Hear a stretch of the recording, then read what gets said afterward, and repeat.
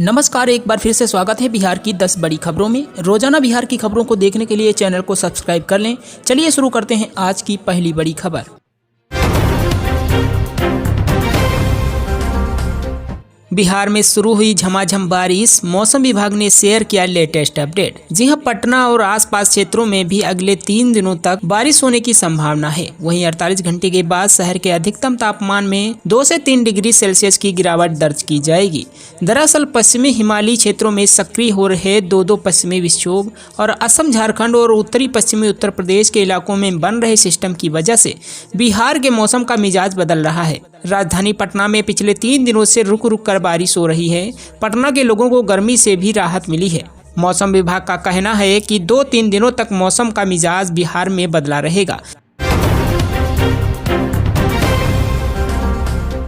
गया सीट मिलने पर पूर्व मुख्यमंत्री जीतनराम मांझी ने जताई खुशी। कहा, एनडीए की जीत के लिए 10% वोट का दिखाएंगे दम। जी हां, बिहार सरकार के पूर्व मुख्यमंत्री जीतनराम मांझी ने केंद्रीय मंत्री पशुपति पारस के इस्तीफे पर अपनी प्रतिक्रिया देते हुए कहा कि पशुपति पारस एनडीए के वफादार सिपाही नहीं थे। सिपाही को जो आदेश मिलता है उसका पालन करता है, लेकिन उन्होंने एनडीए का आदेश नहीं माना। वह कभी इधर की बात करते थे, कभी उधर की। इसलिए हम अपने समाज से यही कहेंगे कि वे एनडीए के सच्चे सिपाही नहीं थे।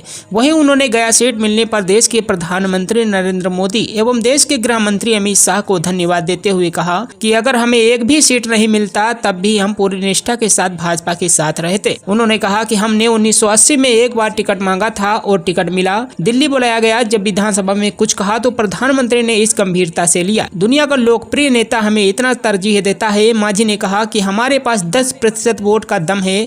जहां कहेंगे वहां यह वोट जाएगा। एनडीए को 40 सीट बिहार में मिले, इसके लिए हम सारी शक्ति लगा देंगे। शराब माफियाओं पर भागलपुर पुलिस ने कसी नकेल। शराबबंदी वाले बिहार में 2000 लीटर शराब किया नष्ट। जी हां, होली को लेकर भागलपुर पुलिस अब एक्शन में आ गई है। एसएसपी द्वारा बनाई गई टीम ने नाथनगर के दियारा इलाके में बड़ी कार्रवाई की है और एसटीएफ के साथ मिलकर 2000 लीटर देसी शराब नष्ट किया है। भागलपुर पुलिस ने इस दौरान 3 शराब भट्टियों को भी नष्ट कर दिया है। मंगलवार को सिटी एसपी ने प्रेस कॉन्फ्रेंस कर बताया कि होली को लेकर लगातार शराब माफियाओं पर नकेल कसी जा रही है। टीम ने मंगलवार को नाथनगर के दियारा इलाके में छापेमारी अभियान चलाया। छापेमारी अभियान के दौरान 2000 से अधिक देसी शराब बरामद किया गया और उसे नष्ट भी कर दिया गया। हालांकि इस मामले में पुलिस के हत्थे कोई भी शराब तस्कर नहीं चढ़ा। जिले के पुलिस कप्तान ने बताया कि पुलिस द्वारा लगातार इस तरह की कार्रवाई जारी रहेगी।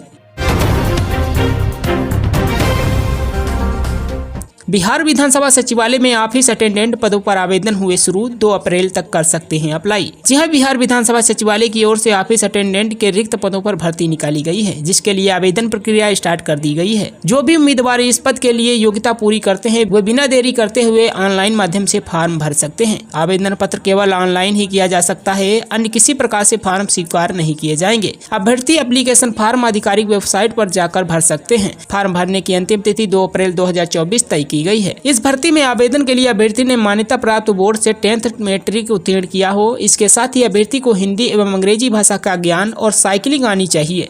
इसके साथ ही अभ्यर्थी की न्यूनतम आयु 18 वर्ष एवं अधिकतम आयु पदानुसार 37 से 40 वर्ष तय की गई है।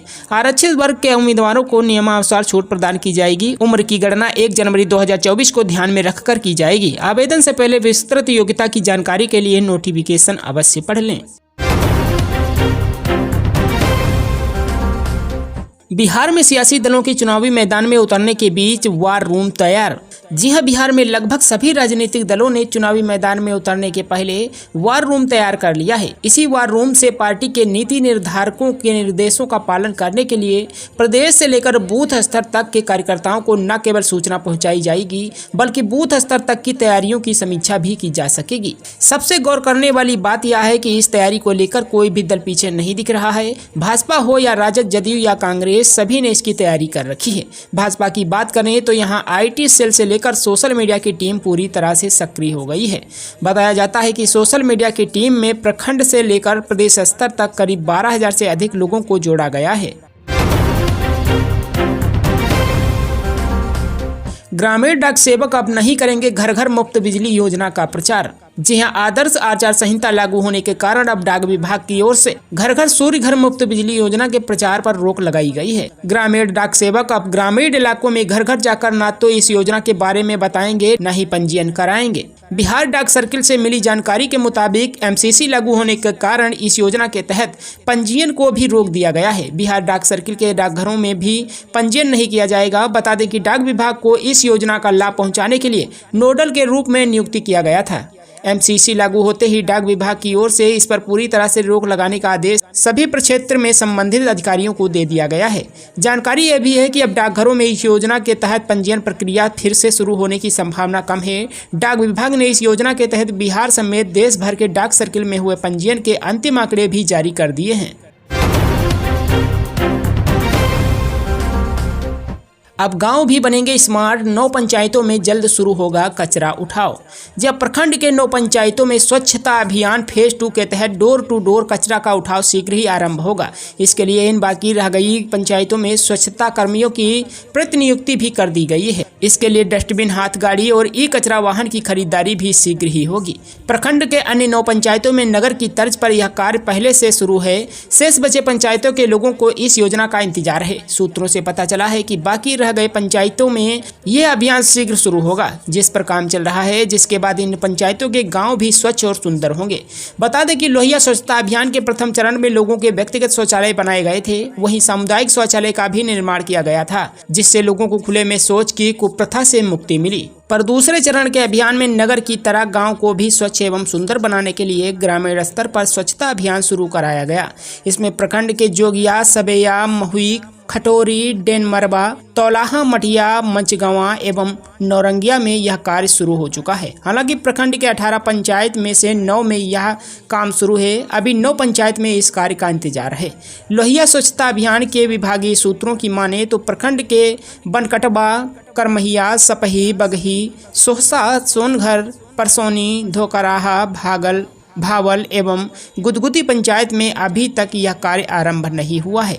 इसका मुख्य कारण यह है कि अभी तक इस मद की राशि इन पंचायतों को नहीं मिल सकी है। जैसे ही पंचायत को इसका आवंटन होगा, कार्य शुरू कर दिया जाएगा। हालांकि इस अभियान में डोर टू डोर लोगों को डस्टबिन का वितरण किया जाएगा, जो अपने घरों से निकलने वाले कूड़े को इसमें जमा करेंगे। इसके बाद स्वच्छाग्राही इसे एकत्र कर हाथ ठेला गाड़ी में रखेंगे, जो ई कचरा वाहन पर रखकर इसे अपशिष्ट संस्करण इकाई में भेजा जाएगा। प्रखंड के 9 पंचायतों में कार्य चल रहा है। बाकी रह गए पंचायतों में शीघ्र ही कार्य शुरू होगा। इस कार्य से संबंधित सारी प्रक्रिया पूरी कर ली गई है।